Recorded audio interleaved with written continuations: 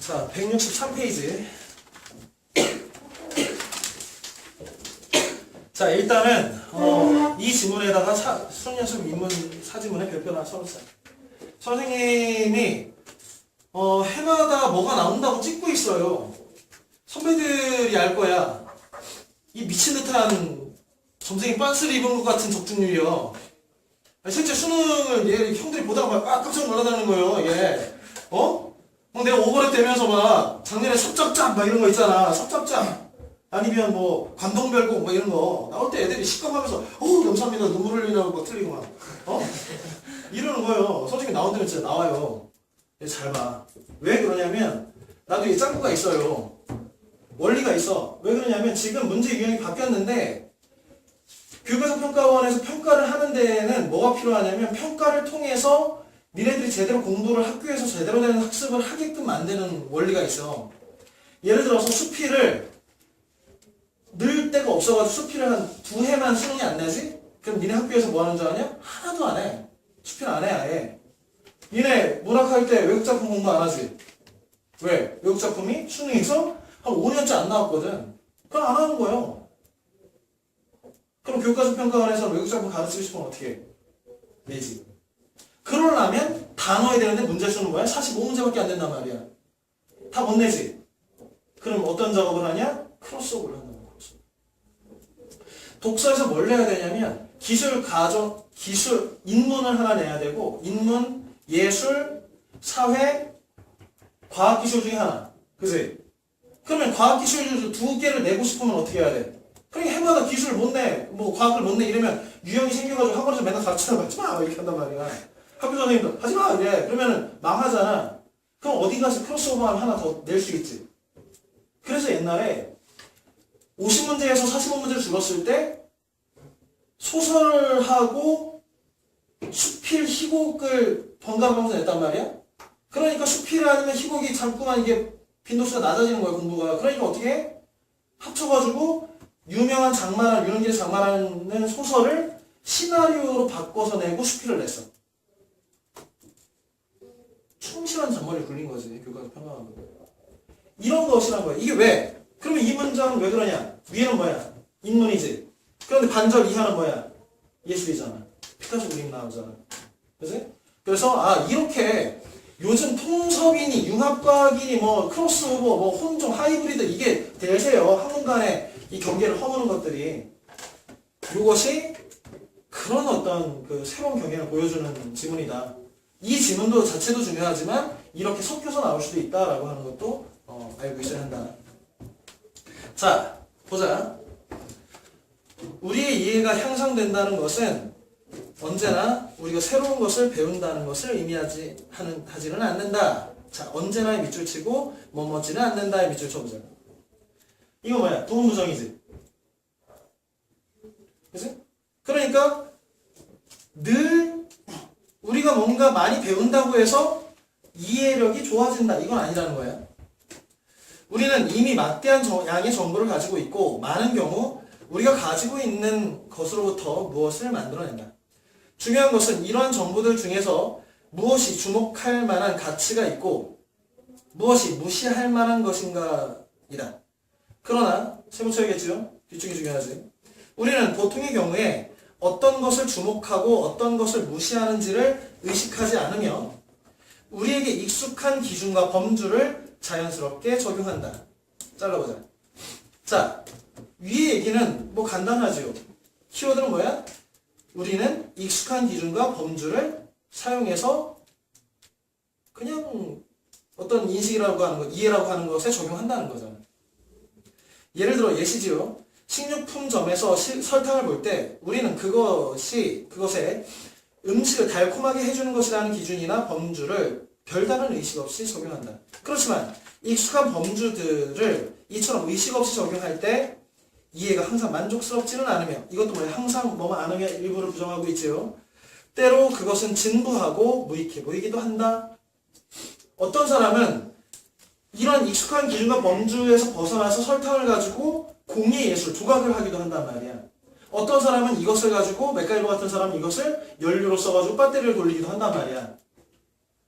그러니까 우리가 어떤 것의 이해가 고정관념에 고착되어 있으면 잘 안 된다 정도의 이야기겠지. 계속 봅시다. 우리의 이해는 종종 재편성, 즉, 자, 즉에 뜬금없이 칩시다. 즉에. 즉은 다시 써라. 다시 말하자면 요것과 같이 이런 것을 뭐라고 해? 부연 접속사. 자, 부연하는 거야. 부연은 뭐야? 앞에 이야기 너 들었지만 모르지. 그러니까 내가 다시 상술해줄게. 쉬운 말로 풀어줄게. 뭐 이런 거잖아. 그러면 여기 재편성, 즉이면 재편성에 대한 정의지. 기존의 기준이나 범주에 대해 의문을 제기하고 그것에 대안을 개발하고 향유까지가 재편성이지. 아, 재편성을 어떻게 하는 거야? 의문 제기, 대안 개발, 향유. 그럴 때 우리의 이해는 향상된다. 문장 구성은 이렇게 잘라볼 수 있겠죠. 이런 재편성은 새로이 경계선을 긋거나 기존의 선을 치우거나 재배치하는 것을 통해서 이루어진다. 첫째는 어쩌고, 둘째는 어쩌고, 셋째는 어쩌고 뒤에 돼 있잖아. 아, 그럼 첫째는 무슨 얘기? 선 긋기. 두 번째는 무슨 얘기? 선 지우기. 세 번째는 재편성, 재배치. 이런 얘기를 하겠네. 그러면 자, 재편성을 첫 번째, 두 번째, 세 번째로 나누자는 거잖아. 첫 번째는 뭐 선 긋기고, 두 번째는 선 지우기고, 세 번째는 재배치. 보자. 고래를 물고기가 아니라 포유류로 분류함으로써 우리의 이해가 향상되는 것처럼 원래 같은 종류라고 여겼던 것이 다른 종류에 속한다고 인식하는 경우이다. 이는 새로이 경계선을 긋는 것이다. 동일한 것이라 여겼던 권태와 단조로움. 단조로움이 권태지 않아? 권태가 단조로움 아니야? 라는 사이에 선을 그어서 이들 사이의 미묘한 차이를 알게 되거나 뇌막염. 우린 뇌막염인 줄 알고 있었어. 뇌막에 염증이 생겼으니까. 그런데 원인이 바이러스성 뇌막염과 박테리아성 뇌막염으로 구분하여 이들 사이에 차이가 있음을 알게 되는 경우다. 어때? 구분하니까 이해가 증가되지. 원래는 물고기 범주에 고래를 그냥 구분집합으로 넣었단 말이야. 그런데 얘를 보니까 폐가 있네? 새끼를 낳네? 얘 포유류네? 이렇게 구분선을 구분으로 해서 우리는 물고기와 고래. 물론 고래만도 우리는 고래에 대한 인식이 증가됐지. 포유류로 다시 선그음으로 해서 다시 물고기도 어떻게 돼? 아, 물에 사는 고기라고 하면 안 되겠구나. 그치? 물에 사는 고기라고 다 어류는 아니구나 하면서 이걸 얘도 얘 수정하면 어류 이렇게 바꿀 거 아니야. 그치? 그러니까 이 선긋기가 이해를 증대시키지. 뭘 통해서? 재편성을 통해서. 다음 둘째, 어떤 질병으로 고통받는 사람들에게서 공통적으로 나타나는 질병의 증상을 파악함으로써 의학이 발전하는 것처럼 서로 무관한 것이라 여겼던 것들이 관련 있는 것으로 인식되는 경우다. 이는 기존의 선을 지우는 거다. 구분한 선을 치우는 거예요. 이것도 뭔가 증가된다, 이 시기. 이해가 증가된대. 나비류 연구가들에게 겉으로 보이는 애벌레와 나비의 명백한 차이를 무시하고, 왜? 애벌레는 꾸물꾸물 기어다니면서 풀을 막 쥐어뜯어먹고 있는데 나비는 어때? 펄펄 나르면서 꿀을 빨아먹고 있어. 요거 다르구나. 구분선이 있었지. 그런데 사실은 뭐야? 얘가 되는 거잖아. 하나로 보면서 이해가 증가되지. 그치?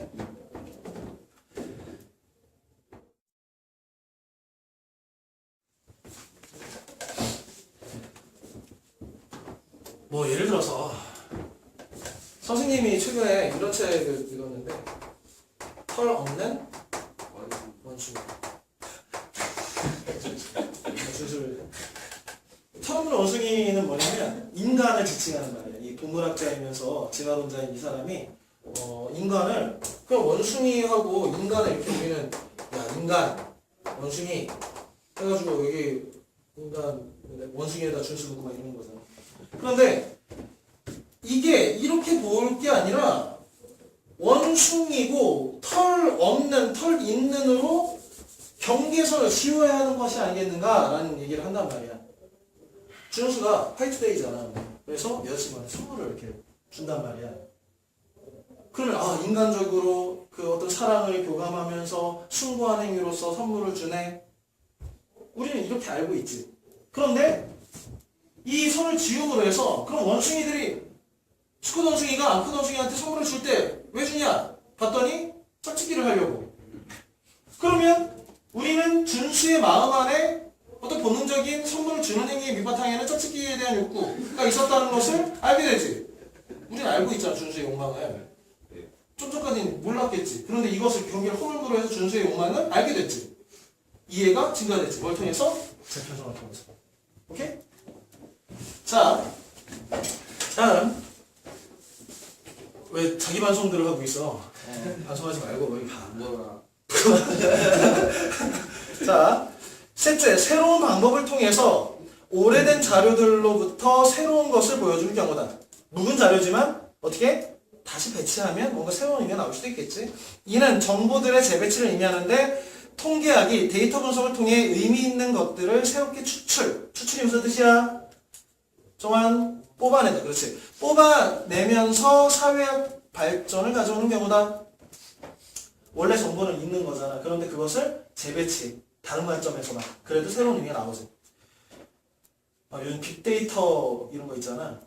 그러니까 예전에는 이렇게 지역적으로 보던 데이터들만 가지고 의미를 했는데 이걸 통째로 막 보니까 왜 컴퓨터 발달하고 SNS에서 막 사람들의 풍부한 데이터 자료가 이제 순식간에 모이잖아. 여론도 막 금방 수집되고 분석도 가능하고 이렇게 되면서 사회학이 점차 다른 방향으로 흘러간단 말이야. 이해가 달라져요. 이런 걸 빅데이터라고 하는 게 요즘 하도야. 그래서 이런 것도 이렇게 이 부분만 딱 따가지고 빅데이터로 좀 꾸려갈 수도 있는 연계 가능성이 있어. 잘 봐도. 자, 이처럼 정보의 재편성을 통한 이해 향상은 예술 분야에도 나타난다. 아까 얘기했죠. 이거 하이브리드라고. 잡종이야. 혼종이야. 사회학에서 데이터 분석을 통해 새로운 의미들을 추출하는 것처럼 예술 분야에서도 대상에 대해 중요하다고 생각하는 부분을 더욱 부각함으로써 새로운 대상으로 거듭날 수 있게 해준다. 피카소의 다음 일화에 주목해보자. 뭐야? 예시지. 피카소가 처음 거트루드 스타인의 초상화를 그렸을 때 스타인의 초상이라고 합니다. 비평가들이 그 초상화가 스타인처럼 보이지 않는다고 비판하자 그는 나 프라블럼 안 그랬다는 거야. 문제없다. 그렇게 될 거니까. 자신감이지. 자, 여기 봐. 이 그림이 어떻게 생겨먹었냐면 우리가 뭐 배경식을 사용하지 않더라도 피카소라는 사람은 입체파란 말이야. 입체파. 선생님이 유난히를 그리는데 유난히의 왼쪽은 유난히의 이제 앞모습을 그리고 뒤쪽은 유난히의 뒷모습을 뒤통수를 막 그렸어. 그리고 이쪽은 유난히의 앞쪽 눈 쪽을 이렇게 그리고 옆에서 본 눈에 이렇게 막 그 쌍꺼풀 있는 눈을 막 옆으로 그려놨어. 이렇게. 코는 이쪽은 우뚝한 코를 그려놓고 이쪽은 옆에 모습을 그리고 입술도 뭐 옆에서 본 모양, 앞에서 본 모양 뭐 이렇게 그려놨어.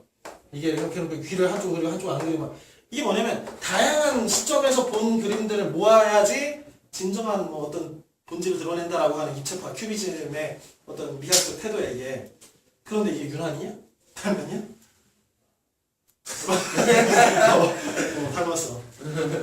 그런데 뭐라고 했다는 거야? 그러면서 야 유난히다 내가 피카소 미안해 유난히다 라고 했더니 그랬다는 겨 빙신 뭐 이랬다는 겨.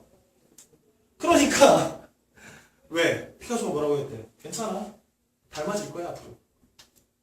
유난히가 이렇게 생겨가지고 이렇게 된 게 그게 아니라 뭐야? 내가 이거를 재배치나 재편성을 통해서 의미 부여해놨잖아. 나는 얘가 이런 측면이 있어라고 얘기했지. 그럼 사람들은 앞으로 피카소라고 하는 권위자가 이렇게 얘기를 했으니까 뭘 따라가겠어? 분명히 얘는 뭘 봤지를 볼 거 아니야. 그러니까 재편성했지. 재편성을 통해서 이게 유난히 어떤 특징을 갖고 있는지와 사람들은 계속 생각을 해보려고 하겠지. 그러면서 지네들은 뭐라고 할 거야? 이거 사실 닮았었네. 이런 얘기를 하게 될 거라는 얘기야. 자, 다시 한번 읽어봅시다 그러면. 그럼 문제없다. 그렇게 될 거니라고 답했다. 실제로 이 그림은 다른 수정 작업이 이루어지지 않았는데도 그녀처럼 보이게 되었다. 피카소는 그 전에는 간과되거나 강조되지 않았던 스타인의 몇몇 특징들을 강조하는 초상화를 그림으로써 그림을 보는 사람들이 스타인이 지닌 다른 특성을 보게끔 해주었다. 재편성이지. 그녀를 원래 알고 있었던 사람들은 피카소의 그림을 통해 그녀가 실제로 그러한 특징을 갖고 있었음을 깨달았어. 얘네가 지적해주니까 그걸 찾게 된 거지. 그녀를 이러한 특징을 가진 사람으로 보게 되었다. 즉, 마찬가지 구현이지요. 그녀의 외양은 피카소의 그림에 의해 재구성된 것이다. 위의 얘기는 뭐야? 예술에서의 재구성을 통한 이해의 확장이지. 그리고 이 초상화의 영향은 스타인의 외향 변화에 그치지 않는다. 스타인에게 새로운 모습을 부여함으로써 피카소는 스타인처럼 보이려면 무엇이 필요한지에 대한 새로운 기준을 세웠다. 이전에는 사람들에게 스타인처럼 보이지 않았지만 이제는 스타인처럼 보이게 된다. 피카소가 우리로 하여금 스타인의 모습에서 두드러진다고 믿게 한 특징들을 이거 뭐야? 재배치, 재구성 뭐 이런 거지. 그 사람들이 공유하고 있기 때문이다. 자, 1번 문제부터 봅시다. 동일한 대상에 대해서도 사람들 보는 관점이 달라질 수 있다? 맞지요. 정보의 재구성은 대상에 대한 사람들의 통념. 자, 통념이 무슨 말이에요, 준수? 일반적으로 생각. 그렇지. 일반적인 생각을 변화시킬 수 있지요. 새로운 기준을 경험함에 따라 대상에 대한 인식이 달라질 수 있지. 피카소가 얘기하니까 닮았네 라고 되는 거지. 익숙한 기준의 적용이 사람들의 이해에 항상 기여하는 것은 아니다. 이것도 뭐 항상 뭐만 하는 것은 아니다라고 했을 때 부분적으로 맞지요. 5번의 정답인데, 자, 이미지들은 대중의 인식이 반영된 것이다. 이런 얘기는 없었지. 자, 2번 문제도 간단했지요. 권태와 단조로의 구분이나 바이러스 속 내막류 이건 뭐야? 선긋기지. 니은과 리을이 공통항으로 묶는 거니까 선지우기에 해당하지. 정답은 4번. 자, 3번 문제 유형에다 별표 하나 써봅시다. 자, 통상 이것을 뭐 문부 유형이라고 한단 말이야. 왜 그러냐면 보기가 주어지고 보기를 참고하여 뭐 이런 거 있지 않냐. 대표적인 문제 유형이 보기를 참고하여야. 그러면 문두에 집중하라고 했잖아, 선생님이. 이 문제 풀려면 뭐 보기를 진짜 참고해야 돼요. 이런 문제는 보기 안에서만 그 작품을 분석한다든지 보기 안에서만 활용해서 해야 되잖아. 문학에서 주로 문제형이 이렇게 나오잖아. 근데 여기 봐봐. 여기는 문두가 뭐라고 써있어? 보기를 덧붙인대. 그럼 진짜 붙인다는 거잖아. 봐봐. 그러면 어디다 붙여? 밑에다 붙이지. 중간에 집어넣는 것도 있어요. 밑에다 붙이면 문맥적으로 이어진다는 거잖아. 그러면 위에 얘기가 뭘로 끝났어? 재구성, 재편성에 대한 것의 이야기에 대한 예술의 예시를 들었지. 그런데 이 보기는 뭐였어? 재편성에 대한 과학의 예시잖아. 그러면 문단 구성이 어떻게 돼? 재편성은 무엇인가? 그 다음에 예술에 있어서 재편성, 그 다음에 과학에 있어야 재편성. 그러면 그리스니가 할 수 있는 주장은 4번이지. 정보의 재편성은 과학과 예술의 영역에서 유사한 방식으로 이루어질 수 있다. 그치? 그러니까 이거는 선생님이 다른 보기들하고 상관관계들을 재서 풀 수도 있지만, 물론 틀렸다 풀 수도 있지만 문제 구성 유형 자체가 이 답을 요구하고 있는 거야. 이해가 되냐? 자, 10분 썼다가 다음 시간에 하겠습니다. do do do do do do